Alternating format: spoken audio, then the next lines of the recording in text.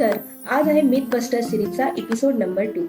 आज आपण डिस्कस करणार आहोत या मिथबद्दल की बाळाची टाळू ही दाबून भरल्यानंतरच लवकर भरून येते का, किंवा बाळाची टाळू ही खरंच लवकर भरणं हे इतकं गरजेचं आहे का. तर सगळ्यात पहिलं म्हणजेच टाळू ही नक्की का निर्माण होते.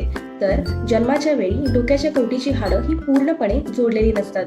तर याचं देखील एक कारण आहे, कारण जन्माच्या वेळी बाळ त्याच्या डोक्यापेक्षा लहान असणाऱ्या योनी मार्गातून बाहेर पडतो आणि अशा वेळेला जर का तिथे जागा असेल तर कवटीची हाडं ही एकमेकांवरती सरकू शकतात आणि त्यामुळेच प्रत्यक्षपणे मेंदूवरती दाब येत नाही.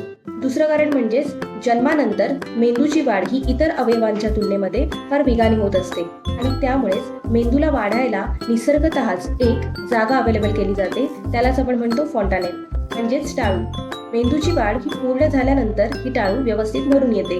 सामान्यतः अँटेरियर फॉन्टानेल म्हणजेच पुढची टाळू ही 9 ते 18 महिन्यामध्ये पूर्णपणे भरून येते, तर मागची टाळू म्हणजेच पोस्टेरियर फॉन्टानेल हे 2 ते 4 महिन्यामध्ये भरून येते.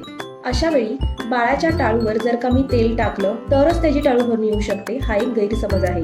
किंवा बाळाची टाळू ही मी जेव्हा दाबून दाबून जर का भरली तरच बाळाची टाळू ही लवकर भरून येईल, हा एक गैरसमज आहे.